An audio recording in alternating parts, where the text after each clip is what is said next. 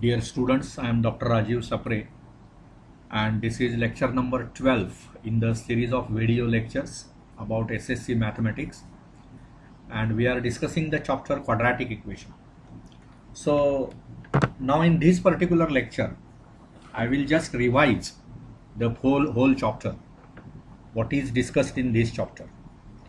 So this is a revision of that chapter. So see, we have started with what is quadratic equation. Basically, what is equation? Equation means there must be equal to sign. If you write expression like this, 2x squared plus 5x plus 7, then this is not quadratic equation. For this to be a quadratic equation, we have to write is equal to 0. So this is first issue. Then what is the general form of the quadratic equation? It is ax square plus bx plus c equal to 0. Right? A is the coefficient of x square, b is coefficient of x, and c is the constant term. Ax square plus bx plus c is equal to 0. Okay. Then next thing is, what is meant by root of the quadratic equation? Root of quadratic equation. What is that? Suppose I want to say, so if this is suppose 1 now. So if I want to say if alpha is root of 1, then alpha satisfies 1. Alpha satisfies equation 1. What does it mean? If I put x is equal to alpha in this equation, I will get 0. On the left hand side, if I put x is equal to alpha, I will get 0. म्हणजेच मला काय मिळणार? a into alpha squared plus b into alpha plus c हे 0 येणार. दिस is meant by root. मग जर ते 0 नाही आलं तर तुम्ही म्हणणार की ते रूट नाही. सिंपल आहे. This is what root of that equation means. नंतर आपणाला असं शिकलो आपण की methods of solving quadratic equation. त्याच्यामध्ये 3 प्रकारच्या मेथड्स आपण शिकलो. कुठल्या मेथड शिकलो आपण?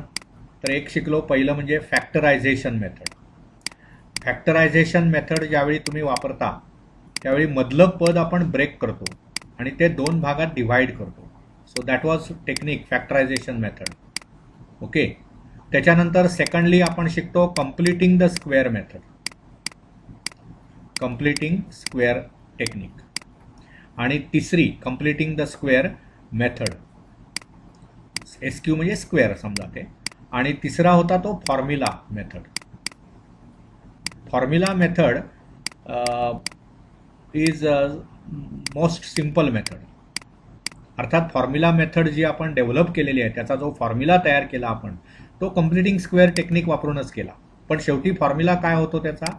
x is equal to minus b plus or minus वर्गमुळामध्ये d अपॉन 2a. आणि त्या d ला काय म्हणतात? d is discriminant. d is discriminant and d is equal to b square minus 4ac. b square minus 4ac ह्याला म्हणतात discriminant. आणि हा जो डिस्क्रिमिनंट आहे, this plays very very important role in the further development of the chapter quadratic equation. Okay. त्यामुळे या 3 methods आपण शिकलो असं त्याच्यामधून मी सांगितलं. त्याच्यामध्ये सुद्धा बघा, कंप्लीटिंग द स्क्वेअर टेक्निक ज्यावेळी तुम्ही वापरता त्यावेळी काय असतं बघा, जनरल तुम्हाला असं एक काहीतरी दिलेलं असतं, ax square plus bx plus c equal to 0. हे तुम्हाला सॉल्व करायचं आहे बाय कंप्लीटिंग स्क्वेअर टेक्निक किंवा by complete square method, completing square method. मग त्यावेळी पहिली स्टेप आपण काय करतो, याला a ने भागून घ्यायचं. म्हणजे एक्स स्क्वेअर प्लस बी अपॉन ए इंटू एक्स आणि इज इक्वल टू ते लिहिणार आपण मायनस सी अपॉन ए. हे मी ऑलरेडी पूर्वी केलेलं आहे, त्यामुळे फक्त हे रिव्हिजन करतोय म्हणून पटापट मी सांगतोय या सर्व गोष्टी. आणि मला तिसरी टर्म जी ॲड करायची आहे ती काय करायचं असतं, मधल्या पदाचा वर्ग भागिले मिडल टर्म भागिले 4 गुणिले पहिली टर्म. हा फॉर्म्युला वापरून तुम्हाला इथे काय ते ऍड करायचे, जे इथे ऍड करतात तेच इकडे ऍड करायचं.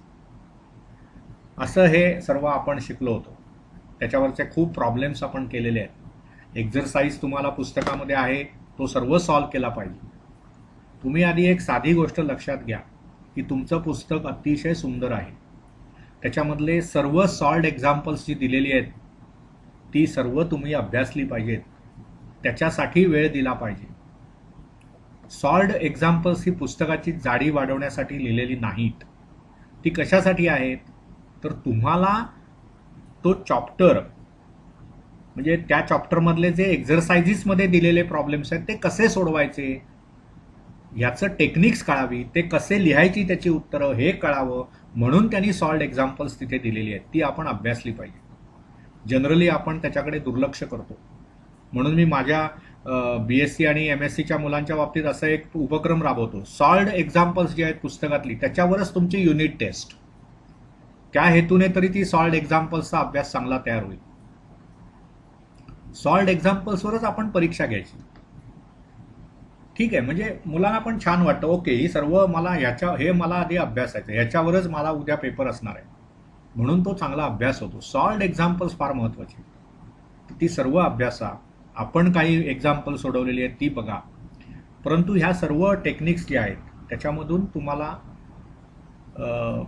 भराभर प्रॉब्लेम सोडवता आले पाहिजे. एखादा प्रॉब्लेम नाही. आणि एक नेहमी लक्षात घ्या की तुम्ही ज्यावेळी एक्झरसाइजमध्ये 50 प्रॉब्लेम्स असतील समजा आणि तुम्हाला त्यातले 48 येत असतील तर खूप चांगलं आहे.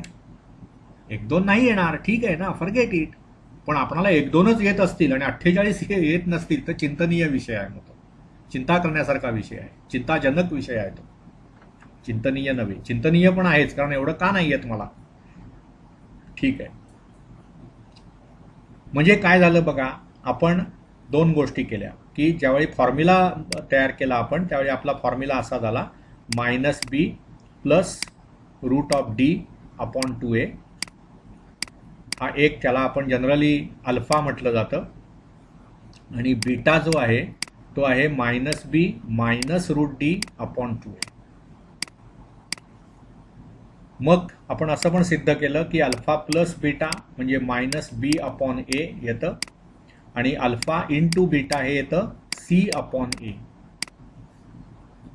म्हणजे sum of the roots of the quadratic equation. एक प्रघात आहे की क्वाड्रॅटिक इक्वेशनचे जे रूट्स आहेत ते अल्फा आणि बीटाने दर्शवले जातात. तुम्ही म्हणणार आम्ही p आणि q ने लिहू, काहीही फरक पडत नाही, परंतु असं करत नाही. त्याला मॅथमॅटिकली म्हणतात कन्व्हेन्शनल मेथड. कन्व्हेन्शनल मेथड म्हणजे काय, असं केलं जातं, अशी पद्धत आहे. बरोबर ना, अशी पद्धत आहे. तुम्ही समजा 2 व्हीलरवरून जाताय तर मागे जो बसतो ना, 2 व्हीलरवर जो मागे बसतो ना, तो उलट तोंड करून बसला तरी काही फरक पडणार नाही, तो जाणार ना जिथे जायचे तिथपर्यंत. पण असं करत नाहीत ना. कन्व्हेन्शन काय आहे, ज्या दिशेने गाडी जाते त्या दिशेला दोन्ही व्यक्तींचं तोंड असतं. पुढे गाडी चालवणारा पण आणि मागे बसलेला पण. तो उलटा बसला म्हणून काय बिघडणार आहे का, नाही बिघडणार. परंतु असं करत नाही, लक्षात घ्या. म्हणून कन्व्हेन्शनली काय केलं जातं तर अल्फा आणि बीटा हे रूट्स घेतात, हे ठरलेलं आहे. तर alpha plus beta is -b/a, alpha into beta is c/a. ठीक आहे. त्याच्यानंतर मग नेचर ऑफ द रूट्स बाबत आपण शिकलो. Nature of roots. मग त्याच्यामध्ये काय केलं आपण, डी काढला. डी म्हणजेच काय असतं, b² - 4ac. त्याला काय नाव आहे, डिस्क्रिमिनंट. मग जर d ग्रेटर दॅन 0 असेल आणि परफेक्ट स्क्वेअर असेल तर मग रूट्स कसे असतात, रियल, रॅशनल आणि अनइक्वल. त्यानंतर d ग्रेटर दॅन 0 असेल पण नॉट परफेक्ट स्क्वेअर, मग रियल, इररॅशनल, अनइक्वल. तिसरा मुद्दा काय, d जर 0 असेल तर roots are real and equal. Roots are real and equal. Okay.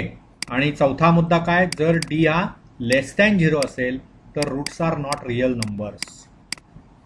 Roots are not real numbers.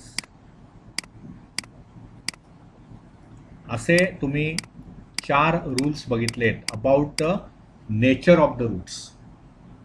So this is the very important issue की जर अल्फा म्हणजे अल्फा आणि बीटा जर रूट्स असतील तर अल्फा प्लस बीटा म्हणजे काय असतं, minus b upon a. Alpha into beta म्हणजे सी अपॉन ए. याच्यामध्ये सुद्धा कन्व्हेन्शनली क्वाड्रॅटिक इक्वेशन नेहमी असं दाखवतात, a x squared plus b x plus c equal to 0. त्यामुळे ए म्हणजे काय, बी म्हणजे काय आणि सी म्हणजे काय हे गोंधळ असण्याची गरज नाही. ए म्हणजे एक्स स्क्वेअरचा कोइफिशियंट, बी म्हणजे एक्सचा कोइफिशियंट आणि सी म्हणजे कॉन्स्टंट टर्म. हे कायम गृहीत धरलेलं आहे आपण, त्याच्यात कधी चेंज नाही होत. ठीक आहे. त्याच्यानंतर आपण असं बघितलं, next part was this, that if alpha and beta are the roots, if alpha and beta are roots, then quadratic equation is काय असतं, x square minus alpha plus beta into x आणि plus alpha into beta is equal to 0. म्हणजे थोडक्यात काय, x square minus sum of the roots, sum of roots into x plus product of the roots, product of roots equal to 0. This will be the quadratic equation. जर roots दिले असतील तर हे quadratic equation, याचा तो formula आहे, हे लक्षात घ्या. मुद्दा कसा आहे की तुम्हाला वेगवेगळ्या सिच्युएशन्समध्ये कसे फॉर्म्युले यूज करायचे हे कळलं पाहिजे, हे त्यातलं महत्त्वाचा विषय आहे. आता ह्याच्यानंतर मग हे सर्व तुमचे जे एक्झरसाइजेस आहेत त्याच्यात ते सुद्धा बरेच प्रॉब्लेम्स आपण सोडवले. मुद्दा त्यातला काय आहे की जर तुम्हाला थिअरी चांगली तयार असेल, सर्व फॉर्म्युले चांगल्यापैकी येत असतील, तर मग गणितामध्ये कधीच अडचण येत नाही. लक्षात घ्या. मुद्दा असा आहे की तुम्हाला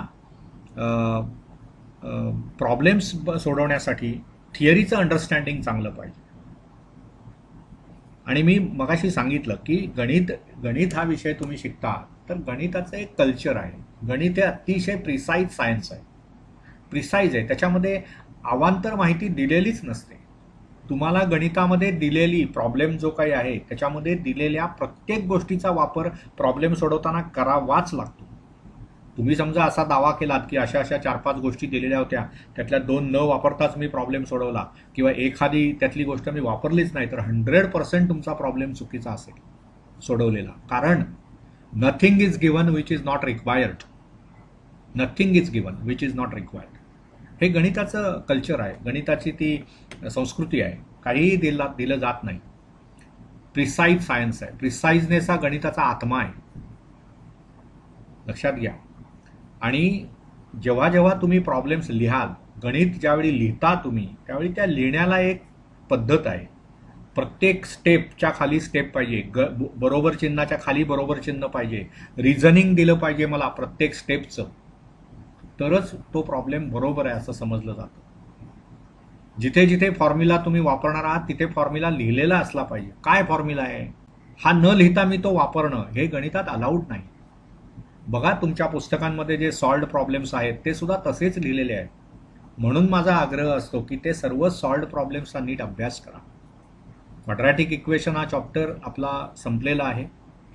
आपण हे 12वं लेक्चर घेतो आहोत, परंतु या लेक्चरमध्ये मी काही फार नवीन त्यातलं काही घेतलेलं नाही आहे. Just we have discussed or revision आपण केलं असं म्हणूया. आणि तुम्ही आणखी एक गोष्ट लक्षात घ्या, तुमच्या प्रत्येक चॅप्टरमध्ये प्रॉब्लेम सेट जो आहे शेवटचा, प्रत्येक चॅप्टरच्या शेवटी जो प्रॉब्लेम सेट दिलेला आहे त्याच्यामध्ये ऑब्जेक्टिव्ह टाईप प्रश्न आहेत. त्या ऑब्जेक्टिव्ह टाईप प्रश्नांची चांगली तयारी करा, ते सोडवता आले पाहिजेत. ऑब्जेक्टिव्ह टाईप प्रश्न हेच पुढे भविष्य कदाचित असणार आहे परीक्षांचं. Okay, MCQ multiple choice questions असणार आहेत परीक्षांमध्ये, त्यामुळे त्याची सवय लागावी असा हा बोर्डाचा हेतू आहे, तुम्हाला सवय लागावी हा. तर ते दुर्लक्ष करू नका, कुठल्याही गोष्टीकडे दुर्लक्ष करायचं नाही. सर्व प्रॉब्लेम्स आपणाला आले पाहिजेत, चांगल्या प्रकारे ते मला सोडवता आले पाहिजे, तरच आपण म्हणणार की मला ते गणित येतं. चांगले मार्क मिळणं म्हणजे गणिताचा माझा तयारी चांगली आहे, त्यातला अभ्यास चांगला आहे, त्याच्यामध्ये मला खूप येतं, मी मॅथ्समध्ये ब्रिलियंट आहे असं नसतं. ती एक साधना आहे गणित शिकणं ही. तर तुम्ही जास्तीत जास्त इंटरेस्ट या विषयामध्ये घ्याल. गणिताला पुढे खूप करिअर अपॉर्च्युनिटी चांगल्या आहेत. त्यामुळे गणित हा विषय अभ्यासायला खूप सोपा, चांगला आहे, कारण तो प्रिसाईज आहे. ठीक आहे. तर आपण असं डिक्लेअर करू की हा चॅप्टर आपला संपलेला आहे. इतर चॅप्टर्स घेऊन सुद्धा मी येणार आहे आणि I hope you are enjoying whatever I am teaching to you. Thank you. So this is the end of the chapter quadratic equation. Thanks a lot.